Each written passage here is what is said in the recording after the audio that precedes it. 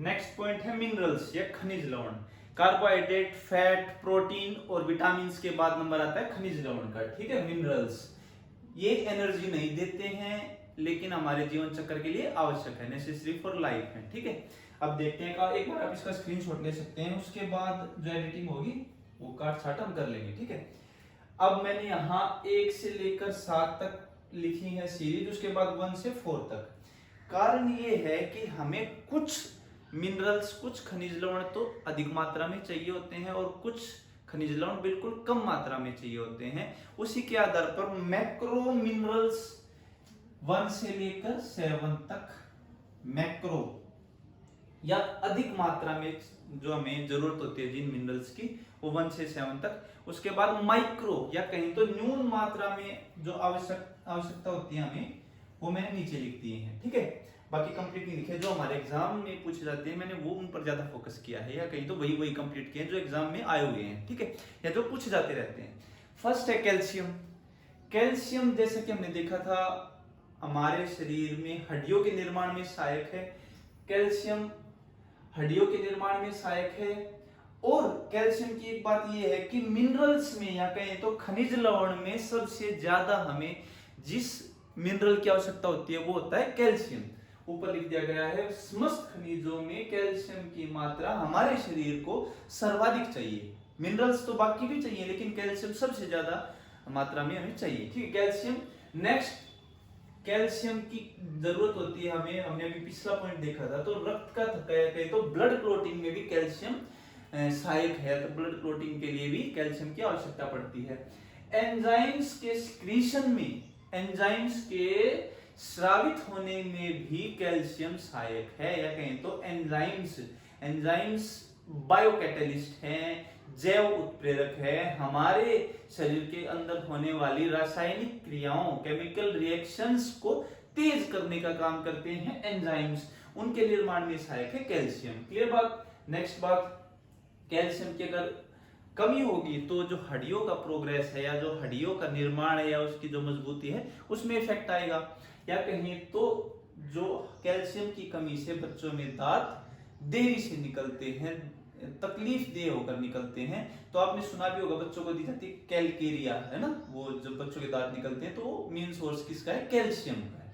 Clear बात। Second है phosphorus. Calcium के साथ फोस्फोरस मिलके हड्डियों का निर्माण करता है। एग्जाम में अगर क्वेश्चन आए हड्डियों के निर्माण में कौन से मिनरल सहायक है, तो सबसे अधिक कैल्शियम और फोस्फोरस। क्लियर बात। तो हड्डियों के निर्माण में सहायक है, मैंने इसलिए नीचे लिख दिया है कहीं हड्डियों के निर्माण में या सहायक फोस्फोरस।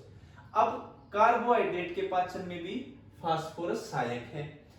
और अम्ल क्षार का संतुलन बनाने में भी फास्फोरस सहायक है। ठीक है, एसिड बेस के कहें तो संतुलन में। क्लियर बात। अब नेक्स्ट आया मैग्नीशियम। मैग्नीशियम कैल्शियम और फोस्फोरस का जो कहें तो कॉम्बिनेशन है उसको सही प्रकार से बनाने का काम करता है मैग्नीशियम। कैल्शियम और फोस्फोरस का उचित संतुलन बनाने में सहायक है मैग्नीशियम।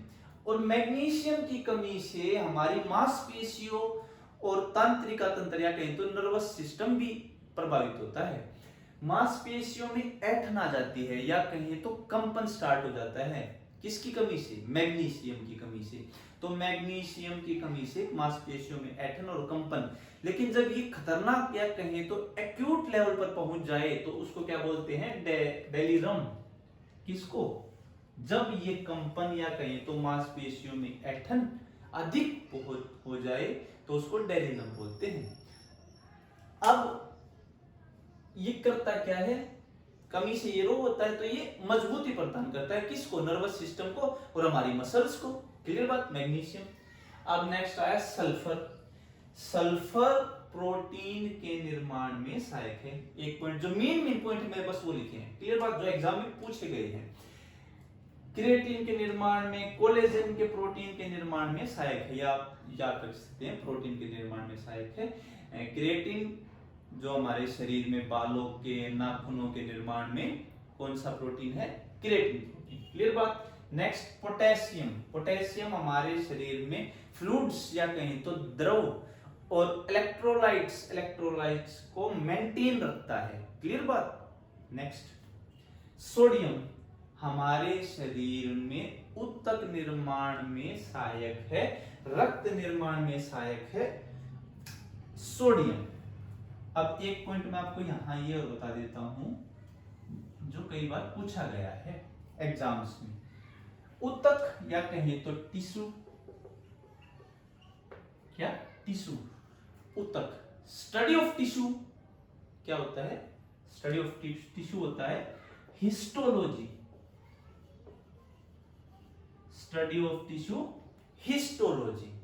टिश्यू क्या होता है, सेल्स का ग्रुप, या कहें तो सेल्स का, या कहें तो कोशिकाओं के एक प्रकार के समूह को ऊतक या टिश्यू कहते हैं। अब बात उठी है सेल की, तो ये भी लिख लीजिए, study of cells, study of cells cytology, study of cells cytology, clear बात। नेक्स्ट क्लोरीन, क्लोरीन पाचन में सहायक है, डाइजेस्टिव प्रोसेस में सहायक है क्लोरीन। एक एग्जाम में ये भी पूछ जाता है कि फलों का रंग कौन उड़ा देता है, तो क्लोरीन गैस, क्लियर बात। फलों का रंग कौन उड़ा देता है, क्लोरीन गैस या क्लोरीन, क्लियर बात। यहां तक हो गई है मैक्रो मिनरल्स, अधिक मात्रा में हमारे शरीर को जो चाहिए वो हो गए हैं मैक्रो मिनरल्स। नेक्स्ट है माइक्रो मिनरल्स, या जो कहें तो हमारे शरीर में जिनकी आवश्यकता कम मात्रा में पड़ती है, क्लियर बात, मिलीग्राम या माइक्रोग्राम्स में। अब पहला है आयरन, आपको पता है आयरन हमारे शरीर में होमोग्लोबिन के स्तर को बनाए रखने में सहायक है। हींग कहें तो रंजक, या कहें तो जो एक हमारा जो ब्लड का जो कलर है उसमें सहायक है, या कहें तो होमोग्लोबिन के निर्माण में सहायक है लोह, या कहें तो आयरन। इसकी कमी से होमोग्लोबिन की कमी हो जाएगी, जिसको बोलते हैं हम एनीमिया, क्लियर बात। एनीमिया किसकी कमी से होता है, होमोग्लोबिन या कहें तो आयरन की कमी से।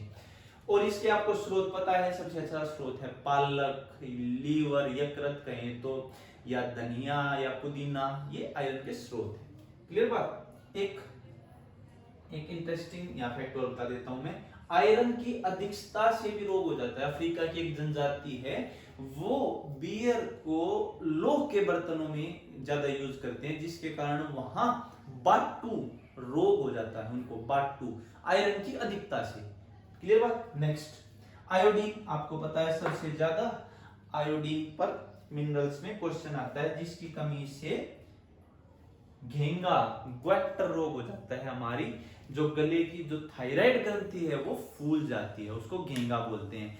अधिकतर ये पहाड़ी क्षेत्रों में होता है, जहां समुद्री नमक पर्याप्त मात्रा में उपलब्ध नहीं होता, या कहें तो जिसमें आयोडीन की कमी होती है, जिस नमक में, घेंगा। लेकिन और भी ये 3 जो डिजीज है आपको पता होनी चाहिए। क्रिटिनिज्म, बच्चों में विकास कम होता है, कारण क्या है, आयोडीन की कमी। क्रिटिनिज्म या जड़वा मानता या क्रिटिनिज्म ज्यादा है, आप अच्छे से याद रखिए।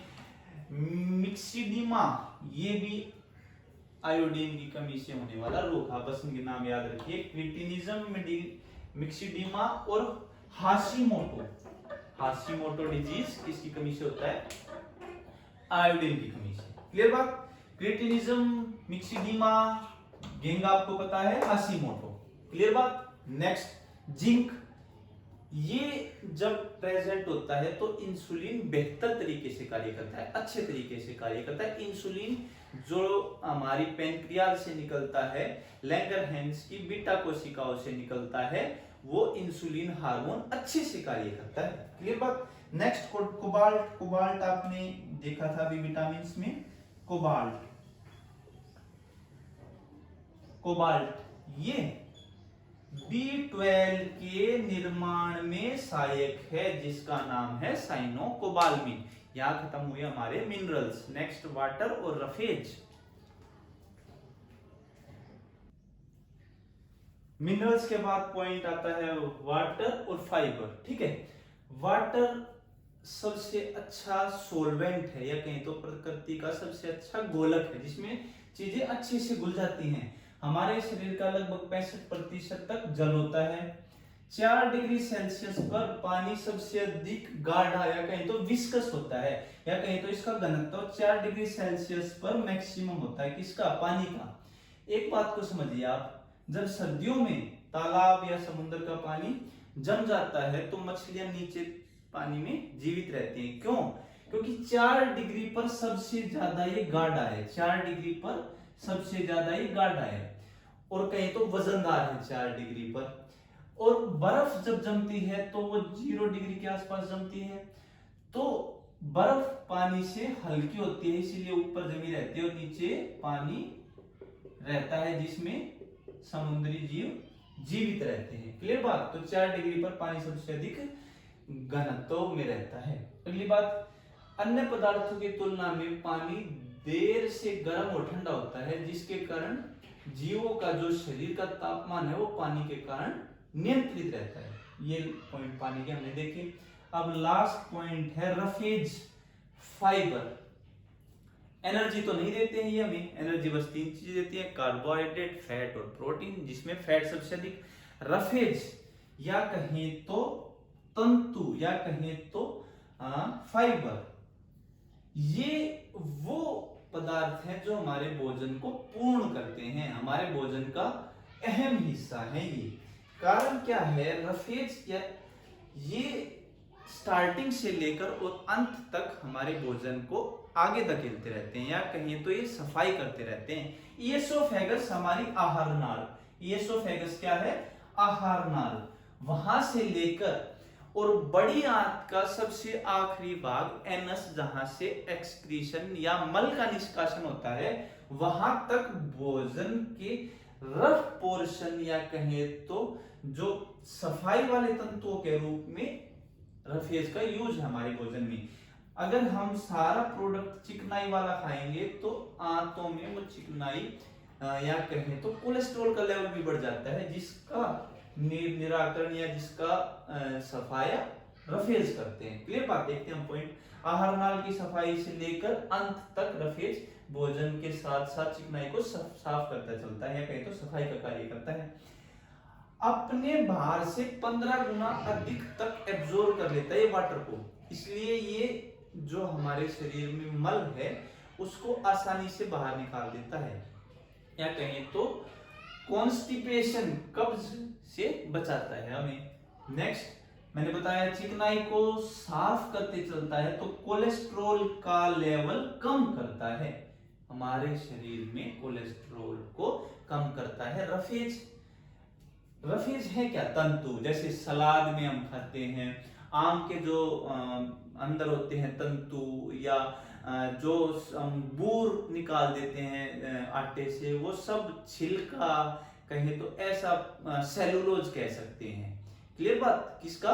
कार्बोहाइड्रेट का एक हमने पोर्शन देखा था, एक डिवीजन देखा था स्टार्च, और फिर एक देखा था हमने सेलुलोज, या कहें तो तने के भाग, या कहें तो पौधों के वो हिस्से जिससे हमें एनर्जी नहीं मिलती लेकिन हम उनको खाते हैं ताकि हमारे शरीर की सफाई हो। कोलेस्ट्रॉल के लेवल को कम करता है, किडनी स्टोन की संभावना को कम करता है। कौन? रफेज। वो सभी तंतु, फाइबर्स जो हम लेते हैं अपने भोजन में। क्लियर बात? किडनी स्टोन बनता किसका है? एग्जाम में क्वेश्चन पूछा है, किडनी स्टोन किस मैटर का होता है? तो कैल्शियम ऑक्जेलेट। किडनी स्टोन किसका होता है? Calcium oxalate. इसीलिए जब जिसका किडनी स्टोन का ऑपरेशन हो जाता है, डॉक्टर उसको कच्चे कहें तो टमाटर, पालक का सेवन बंद कर देता है। पालक में कैल्शियम होता है, या कहें तो आयरन होता है, तो उनके यूज को कम कर देता है। क्लियर बात? नेक्स्ट मैंने एक पॉइंट लिखा है, एंटी कार्सिनोजेन। एंटी कार्सिनोजेन या कहें तो कैंसर रोधी। रफेज कैंसर रोधी हैं। ये हमारे जो रक्त में ग्लूकोज की मात्रा को नियंत्रित रखते हैं, आंतों की सफाई रखते हैं, और आंतों में पोलिप या कहें तो ट्यूमर बनने की संभावना को कम करते हैं। कौन? रफेज।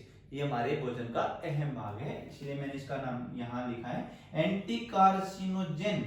कार्सिनोजेन वो एलिमेंट या वो तत्व होते हैं जो हमारे शरीर में कैंसर को बनाते हैं। तो carcinogen which substance, which matter, which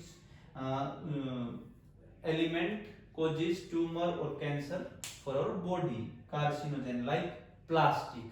clear बात? जैसे चाय, प्लास्टिक के कप में आप गर्म चाय पियेंगे तो कार्सिनोजेनिक हो जाएगा हमारे शरीर के लिए, क्या? कैंसर बनाने वाला। क्लियर बात? तो ये था आपका न्यूट्रिशन।